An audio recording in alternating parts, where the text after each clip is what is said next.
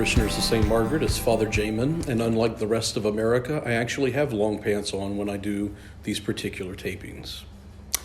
Things of a more serious note. We have been hearing about sheep a lot in the gospel. If you heard it on Sunday, Father Brad read the gospel and preached. If you listen to Deacon Tim's reflection on Monday, it was all about sheep. If you look in the lectionary all throughout this week, Good Shepherding Sunday really seems to take root in the scripture. But here's the thing, unless you are little Bo Peep, most of us in American society are clueless about shepherding. Yet Jesus does that all throughout the sacred scripture. He employs over and over again this image of sheep and shepherds in an attempt to reveal something to us, I think, about his identity, our identity, and how the two relate to each other. What's the closest that you'll ever get to sheep in your life? Well, probably it's the Easter Sunday mutton chop. No, we have to acknowledge something about that image. We don't have much contact with it. We don't usually see it personally ourselves. So we have to use a little bit of our imagination in order to fill in the blanks. I've had contact with sheep a couple of times in my life. I remember once I was in the English countryside enjoying the beauty of what England is. It was a windy afternoon, and I was trying to simply enjoy God's beauty. So what was my experience of sheep at that time? Well, it was dodging their ubiquitous droppings everywhere. But I want you to imagine a rolling plain, dotted with little nice bumps and hills. Dusk finally comes to it, and then the shepherd takes his sheep and brings them into a sheepfold.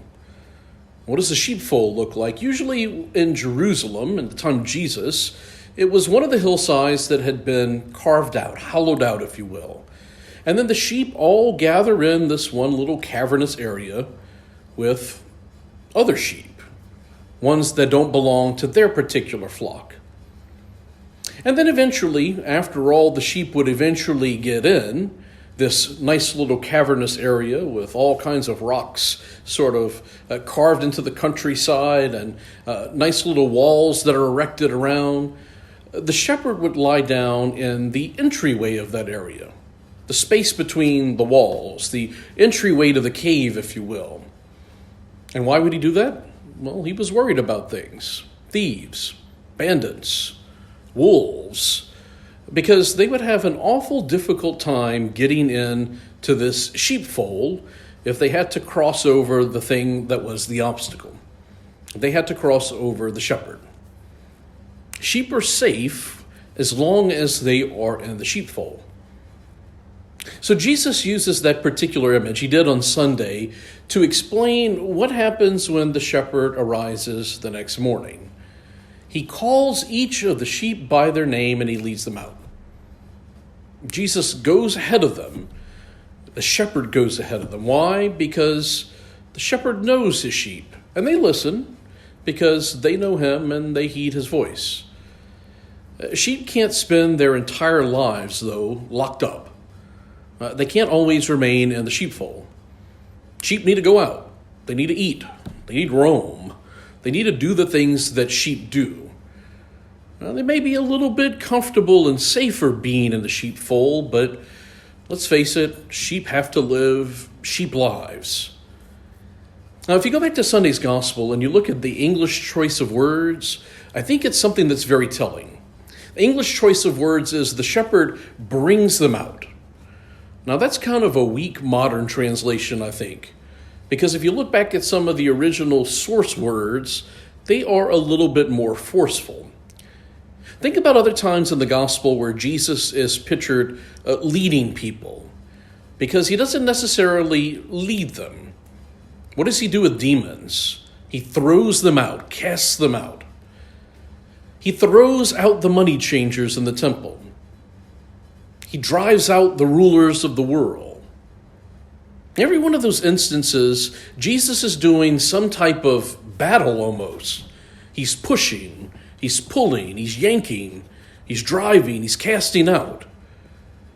But interestingly enough, in this particular translation about shepherding, what's he doing? Something nice, safe, and very neutral. He's just bringing them out of the sheepfold. Let's face it, I don't believe that every single sheep is as obedient as we would like them to be. Sure, some of them are probably happy to oblige the shepherd, and sure, there are those ones that are just not. Why? Because they get comfortable. Comfortable in their safe places. So literally it's the job of the shepherd to grab them, drag them, throw them out of there. It's the image that Jesus uses to describe us and our relationship to him.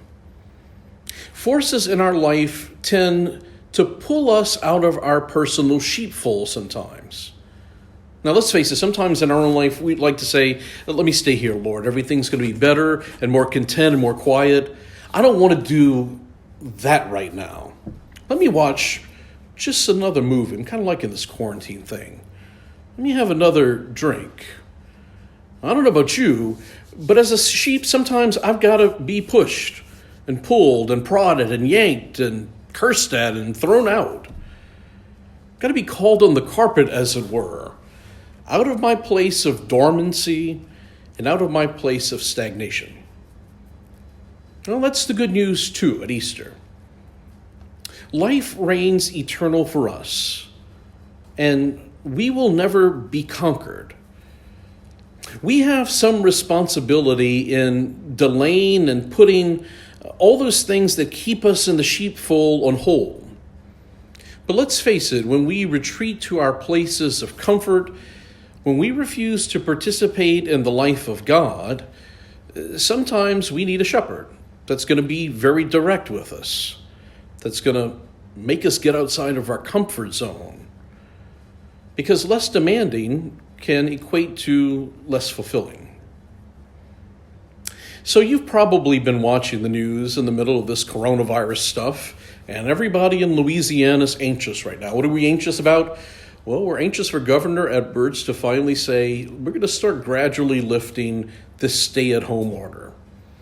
All of us are ready to kind of get out and roam and do things that sheep like to do.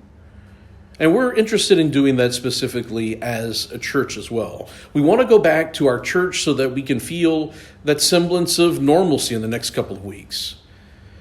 But let me tell you, opening it back up is not going to be as easy as it was to close the doors of the church.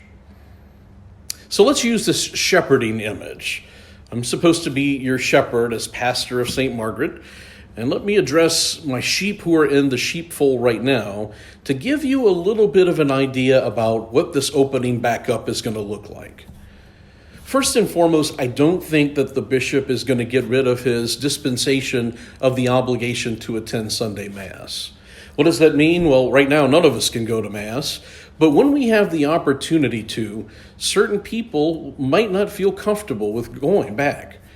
Some people might be afraid because of their health or maybe their old age. Some people might simply not be ready to leave the sheepfold, as it were. That's okay. The bishop's still going to leave, I believe, that particular dispensation for your obligation of Sunday liturgy so that if you're not comfortable, you don't have to come back, at least right now, at least immediately.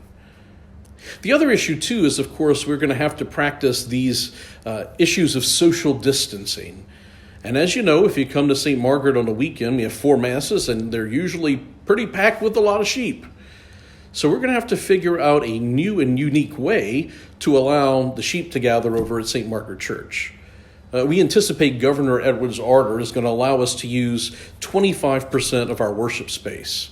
So if you do the math, 4 full masses divided up by, 4 times, you're talking about 16 different masses in order to accommodate everyone, if everyone came back at the same time. I don't know about Father Brad, but we're not interested in celebrating 16 masses on Saturday and Sunday. But one of the things that we're surely going to do is offer more opportunities for you to come to Mass so that anybody who wants to be able to participate in the liturgy, anyone who wants to be able to receive the Eucharist, will from at least Sunday into the following Saturday have the opportunity. Now, that might mean you might not be able to come to your favorite Mass.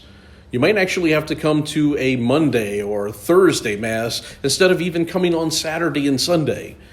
But it's one of those sacrifices I think we have to make as members of the flock so that we can take care of all of God's people, all of those folks that are interested in ultimately being able to come back in communion and receive our sacraments most fully. We anticipate that Governor Edwards is going to ask everyone when they're in public to wear their mask. So if you haven't gotten any mask, go out and buy some. Or maybe get creative and come up with some new and unique looking ones so that you can don them and wear them, especially when you come here in our worship space. And then when you get in the worship space, well, that's going to be the difficult part for the sheep, because you might be asked to sit in another pew other than the one that you've rented and reserved for your own. You might not be sitting even in the same section of the church that you're ultimately accustomed to. We're probably going to ask you to do a little screening before you come here, asking you questions like, have you been sick? Do you have a cough? Do you have fever? We're going to want you to wash your hands. And all those things are essential, I believe, in order for us to protect not only our safety, but the safety of all of our brothers and sisters, the fellow sheep that will gather with us. Also expect more than likely similar provisions like we had before. For a while, at least, we're not going to be giving hugs and kisses during the sign of peace. We won't be receiving communion from the chalice as is normal when we have normal liturgical operations. We might even have to instruct you about how to receive communion with wearing a mask in the communion line, all while practicing social distance. All of those things are going to be different, unique. And when you look at them at first, you might want to start to say, you know what, I'm kind of enjoying being in the sheepfold. Maybe I just might want to stay here just a little while longer. As all these announcements become available, I'm sure our governor, our bishop, Bishop Duca, will give us some more directive about how these things are going to practically look in the next days and weeks in our local churches. But I have one request as the shepherd of St. Margaret. Be good sheep. Try to cooperate with the shepherd and all the different folks who help and assist me in our ministry here so that we can get back to life as normal as soon as is possible. We all take the opportunity to give our Good Shepherd lots of praise because he calls us to live our life more normally and to get out of our routine complacency that we're all so familiar with. Here's the kicker about shepherds and sheep. If you're too comfortable, don't worry about it. Jesus, our Good Shepherd, has a way of calling us, and not just calling us, but sometimes calling us outside of our comfort zone. And if you don't believe me, just wait and see. You'll find out in a couple of weeks at St. Margaret. Also want to take the opportunity in this middle of the update to tell you a little bit more about some of the things that are going on at St. Margaret. Don't just think that we're sitting on our hands here doing absolutely nothing in the midst of the stay-at-home order. Our staff continues to come in to work at different intervals, at different times, respecting social distancing principles, but all while continuing to follow the mission and complete what it is that we're called to do here at our parish. So we'll show you a little bit about some of the things that have ultimately taken place. A great big pat on the back, kudos goes to Jason Summers, who is the person that takes care of all of our parochial grounds. Ever since we've completed our reconstruction program, you'll notice that all of our flower beds are beginning to come back into maturity. Everything is in wonderful spring bloom, and the campus looks absolutely awesome. Take some time to simply stroll through the rose bed right in front of the rectory, or walk around the parish grounds to see how beautiful they actually are. Some folks had asked me at one point, Father, what happened to that old concrete statue of the Blessed Mother that used to be right there in front of the rectory? Some people thought, I guess I was an iconoclast and took the sledgehammer to the Blessed Mother. But on the contrary, she's still around. Actually, that big 9-foot terrorist fence that's around the backside of the rectory is the wonderful place where you can find the Blessed Mother. She's chilling out back there, and it's an opportunity for myself, Father Brad, and all of our visitors to go simply pass by, to pray, and to ask for her intercession, especially in these difficult times. She looks good. She's got a wonderful little set of flowers that are growing around her and offers a wonderful respite for us to be able to pray. Also in our parish hall, after we moved out and back into the church, we had the opportunity to once again retweak the space to ultimately make it quite usable again for large parish functions whenever those parish functions might end up happening. There is a little damage that happened to the floor in the parish hall over time because of climatization. We've used that building now more than we ever have perhaps in its history. We fixed all of those different spots on the floor, but one of the things that you'll notice next time you walk into the parish hall is that the old lettering, the Hungarian lettering that was above the crucifix in the old church, we actually saved that, retained it, cleaned it up a little bit, and now you'll find both the Latin and Hungarian above the crucifix in the parish hall itself. One of the ways that we can preserve our past, but also move forward and look into the future. We've also taken the opportunity to clean up and finish some of the different side rooms and the old choir loft area of the parish hall, which we're converting into 2 meeting rooms. You'll find the large St. Joan of Arc statue, which of course we'll name that room the St. Joan of Arc room. It's simply put, it's a wonderful place for a small group of, say, 6 to 12 people to be able to meet. As our parish continues to grow, we need more of those spaces and opportunities to do so. The storage area in the parish hall is now typically the storage area for most of our St. Joseph apparatus and some other parochial ministries and functions. And then you might have to take the opportunity to simply journey upstairs when you get the opportunity and see the large meeting room that we made of the old former choir loft upstairs. For all of those things to happen, we give a good pat on the back to Mr. Gil Ciano, who's our maintenance supervisor, who's done a yeoman's job of really cleaning the place up, restoring the old hardwood floors, and making the parish hall look like the beautiful building that it actually is. So we continue to make all those improvements so that once we get back together in the full swing of things, we will have more and more space to be able to grow, to continue our mission, and to preach the good news here at St.